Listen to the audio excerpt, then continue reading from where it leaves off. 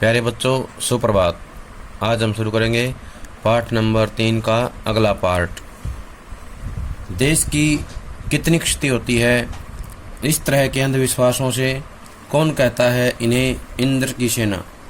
अगर इंद्र महाराज से ये पानी दिलवा सकते हैं तो खुद अपने लिए पानी क्यों नहीं मांग लेते? क्यों मोहल्ले भर का पानी नष्ट करवाते घूमते हैं?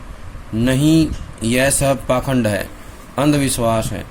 ऐसे ही अंधविश्वासों के कारण हम अंग्रेजों से पिछड़ गए और गुलाम बन गए। मैं असल में था तो इन्हीं मेंढक मंडली वालों की उम्र का, पर कुछ तो बचपन के आर्य समाजी संस्कार थे और एक कुमार सुधार सभा कायम हुई थी, उसका उपमंत्री बना दिया गया था। सो समाज सुधार का जोश कुछ ज़्यादा ही था। अंधविश्वासों के खिलाफ तो तर्कस में तीर रखकर घूमता रहता था। मगर मुश्किल यह थी कि मुझे अपने बचपन में जिससे सबसे ज़्यादा प्यार मिला वे थी जीजी। यूँ मेरी रिश्ते में कोई नहीं थी, उम्र में मेरी माँ से भी बड़ी थी, पर अपने लड़के बहू को छोड़कर उसके प्राण मुझी में बसते थे और वे थी उन तमाम रीति रिवाजों, तीज त्योहारों, पूजा अनुष्ठानों की खान जिन्हें कुमार सुधार सभा का यह उपमंत्री अंधविश्वास कहता था और उन्हें जड़ से उखाड़ फेंकना चाहता था। पर मुश्किल यह थी कि उनका कोई पूजा विधान, कोई त्योहार अनुष्ठान मेरे बिना पूरा नहीं होता था। दिवाली है तो गोबर और कोड़ियों से गोवर्धन और सतिया बनाने में लगा हूँ। जन्माष्टमी है तो रोज 8 दिन की झांकी तक को सजाने और पंजीरी बांटने में लगा हूँ। हर छठ है तो छोटी रंगीन कुलड़ियों में भूजा भर रहा हूँ। किसी में भुना चना, किसी में भुनी मटर, किसी में भुने अरवा चावल, किसी में भुना गेहूँ। जीजी ये सब मेरे हाथों से कराती हैं ताकि उनका पुण्य मुझे मिले, केवल मुझे। लेकिन इस बार मैंने साफ इनकार कर दिया। नहीं फेंकना है मुझे बाल्टी भर भर कर पानी इस गंदी मेंढक मंडली पर। जब जीजी बाल्टी भरकर पानी ले गई, उनके बूढ़े पांव डगमगा रहे थे, हाथ कांप रहे थे, तब भी मैं अलग मुंह फुलाए खड़ा रहा। श्याम को उन्होंने लड्डू मठरी खाने को दिए तो मैंने उन्हें हाथ से अलग खिसका दिया, मुंह फेर कर बैठ गया। जीजी से बोला भी नहीं। पहले वे भी तमतमाई, लेकिन ज़्यादा देर तक उनसे गुस्सा नहीं रहा गया। पास आकर मेरा सर अपनी गोद में लेकर बोली, देख भैया, रूठ मत, मेरी बात सुन। यह सब अंधविश्वास नहीं है। हम इन्हें पानी नहीं देंगे तो इंद्र भगवान हमें पानी कैसे देंगे? मैं कुछ नहीं बोला। फिर जीजी बोली, तू इसे पानी की बर्बादी समझता है, पर यह बर्बादी नहीं है। यह पानी का अर्घ्य चढ़ाते हैं। अर्घ्य होता है भेंट चढ़ाना। जो चीज़ मनुष्य पाना चाहता है उसे पहले देगा नहीं तो पाएगा कैसे? इसलिए ऋषि मुनियों ने दान को सबसे ऊंचा स्थान दिया है। ऋषि मुनियों को काहे बदनाम करती हो जीजी? क्या उन्होंने कहा था कि जब आदमी बूंद बूंद को तरसे तब पानी कीचड़ में बहाओ? तो इससे जुड़े हुए प्रश्न पढ़ते हैं हम। देश की हानि किससे होती है या क्षति किससे होती है? अंधविश्वासों से। देश की क्षति किससे होती है? अंधविश्वासों से। अगला प्रश्न आएगा, वर्षा का देवता कौन है? इंद्र महाराज। कौन है? इंद्र महाराज। इंद्रसेना कौन है? इंद्रसेना बच्चों की वो टोली है जो बादलों को पुकारती है पानी बरसाने के लिए, यानी कि जनता को पानी मिले, आम आदमी का जो है दुख दूर हो जाए, कष्ट दूर हो जाए। वो जो है पुकार लगाते हैं, बादलों को पुकारते हैं कि काले मेघा पानी दे। तो ये इंद्रसेना क्या है? टोली है बच्चों की। खुद अपने लिए पानी क्यों नहीं मांग लेते, किसने कहा? लेखक ने। खुद अपने लिए पानी क्यों नहीं मांग लेते, ये बात जो है लेखक ने कही है। मोहल्ले भर का पानी नष्ट करवाते घूमते हैं, कौन घूमते हैं? इंद्रसेना। मोहल्ले भर का पानी नष्ट करवाते हुए इंद्रसेना घूमती है। और इसको पाखंड किसने कहा है? लेखक ने। लेखक ने इसे पाखंड कहा है, अंधविश्वास कहा है। हम अंग्रेजों से कैसे पिछड़ गए? अंधविश्वासों के कारण। अंधविश्वासों के कारण जो है हम अंग्रेजों से पिछड़ गए हैं। हम किसके गुलाम बन गए? अंग्रेजों के। किसके कारण बन गए? अंधविश्वासों के कारण। हम जो है अंधविश्वासों के कारण अंग्रेजों के गुलाम बन गए थे। लेखक किसकी उम्र का था? मेंढक मंडली। लेखक जो है मेंढक मंडली की उम्र का था। लेखक के संस्कार कैसे थे? आर्य समाजी। लेखक के संस्कार कैसे थे? आर्य समाजी थे। कुमार सुधार सभा में किस पद पर थे? उपमंत्री। कौन थे? लेखक। लेखक जो है उपमंत्री के पद पर थे। किस सभा में थे? कुमार सुधार सभा। कुमार सुधार सभा में उपमंत्री के पद पर थे। समाज सुधार का जोश किस में था? लेखक में। किस में था?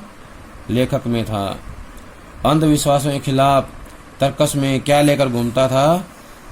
तीर। लेखक जो है अंधविश्वासों के खिलाफ तर्कस में तीर रख करके घूमता रहता था। लेखक को सबसे ज्यादा प्यार किससे मिला था? जीजी से। लेखक को सबसे ज्यादा प्यार अपनी जीजी से मिला था।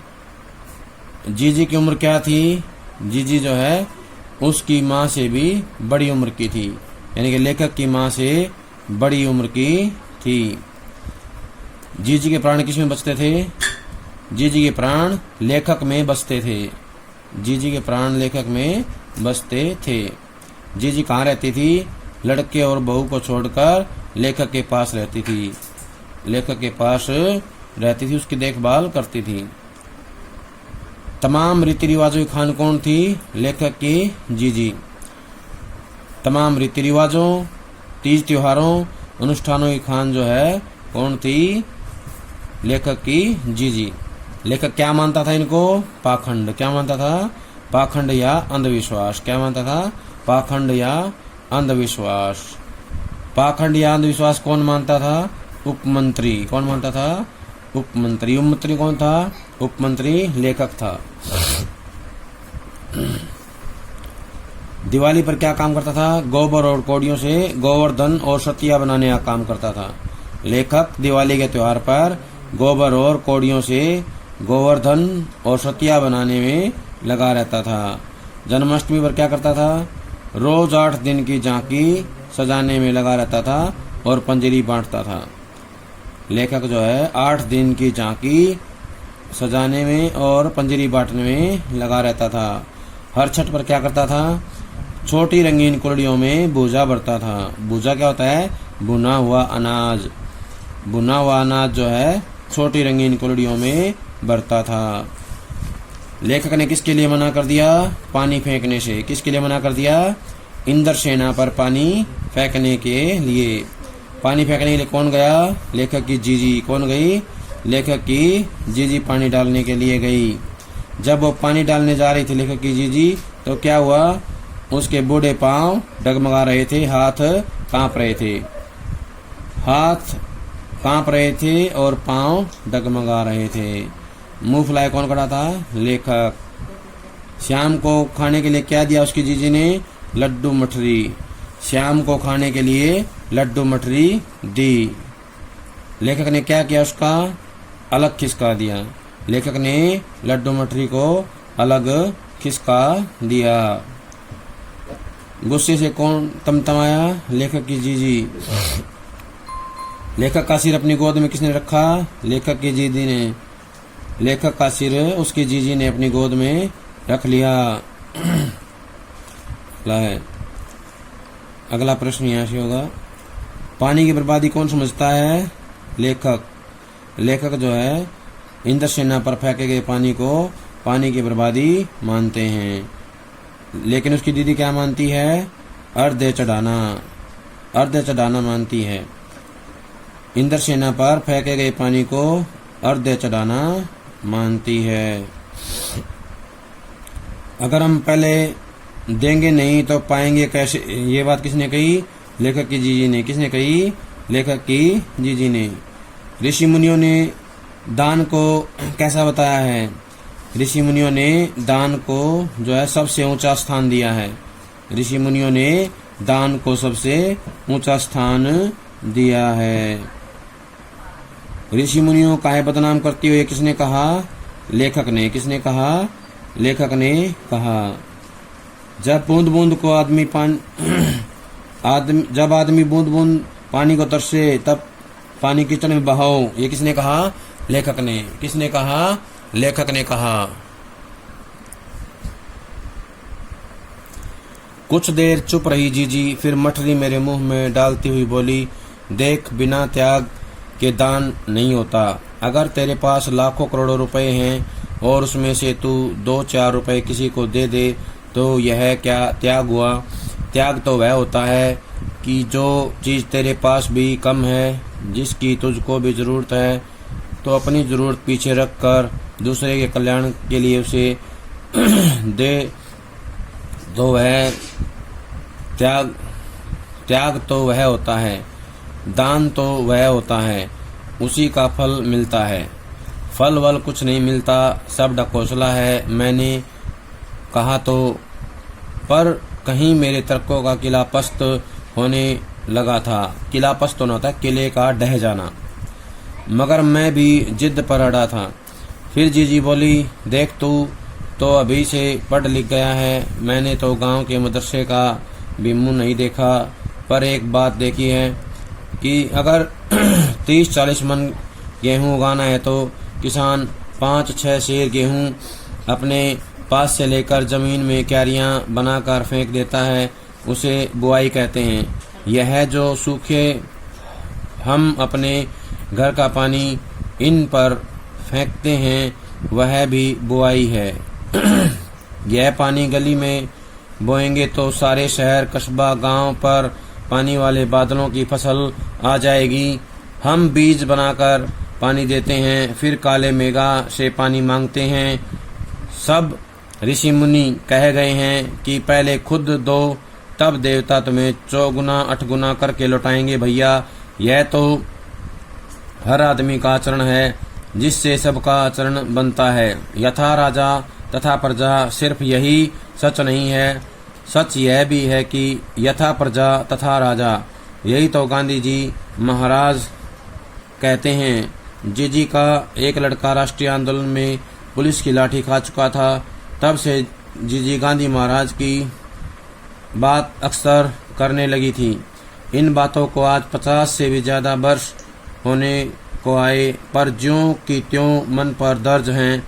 कभी कभी कैसे कैसे संदर्भों में ये बातें मन को कचोट जाती हैं। हम आज देश के लिए करते क्या हैं? मांगे हर क्षेत्र में बड़ी बड़ी हैं, पर त्याग का कहीं नामो निशान नहीं है। अपना स्वार्थ एकमात्र लक्ष्य रह गया है। हम चटकारे लेकर उसके या उसके भ्रष्टाचार की बातें करते हैं, पर क्या कभी हमने जांचा है कि अपने स्तर पर, अपने दायरे में हम उसी भ्रष्टाचार के अंग तो नहीं बन रहे हैं। काले मेघा दल के दल उमड़ते हैं, पानी झमाझम बरसता है, पर गगरी फूटी की फूटी रह जाती है। बैल प्यासे के प्यासे रह जाते हैं। आखिर कब बदलेगी यह स्थिति? इसे जुड़े हुए प्रश्न देखें।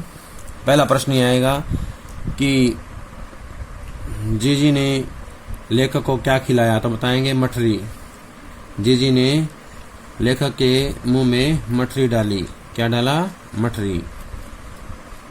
किसके बिना दान नहीं होता? त्याग के बिना। किसके बिना दान नहीं होता? त्याग के बिना। त्याग के बिना दान नहीं होता है। लाखों करोड़ों रुपए में से 2-4 रुपए दे देना क्या है? त्याग नहीं है। क्या है? लाखों करोड़ों रुपए में से 2-4 रुपए किसी को दे देना क्या है? त्याग नहीं है। सच्चा त्याग या दान नहीं कहलाता है। सच्चा त्याग या दान क्या कहलाता है? सच्चा त्याग या दान उसे कहते हैं जब कोई चीज हमारे पास भी कम है और हमें भी उसकी बहुत जरूरत है, हम अपनी जरूरत को छोड़कर दूसरे को वो चीज दान देते हैं, वही सच्चा दान है, उसे ही हम त्याग कहेंगे। जिस चीज की जरूरत हमें है और दूसरे को भी है, उसको जो है दे देना क्या है? त्याग कहलाता है, सच्चा दान कहलाता है, उसी का फल मिलता है। सच्चे त्याग या दान से जो फल मिलता है उसको ढकोसला कौन कहता है? ढकोसला जो है लेखक कहता है। ढकोसला का मतलब होता है दिखावा, आडंबर। किला पस्त होना होता है किले का ढह जाना। किसके तर्कों का किला जो है पस्त हो गया? लेखक। लेखक के तर्कों का किला पस्त होने लगा था। जिद पर कौन अड़ा था? लेखक। किसने मदरसे का मुंह नहीं देखा? लेखक की जीजी ने।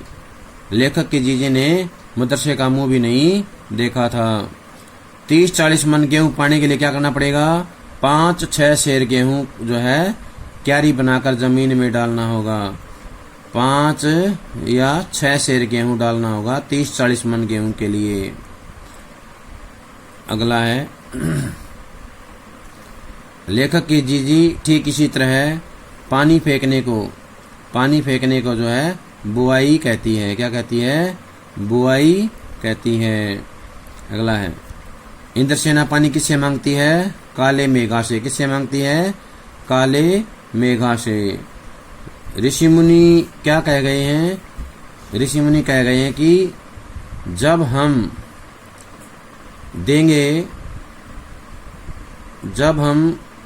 खुद देंगे तब जो है देवता हमें 4 गुना 8 गुना करके लौटाएंगे। देवता कितना देंगे? 4 गुना 8 गुना। 4 गुना 8 गुना करके जो है हमें लौटाएंगे, हमें देंगे।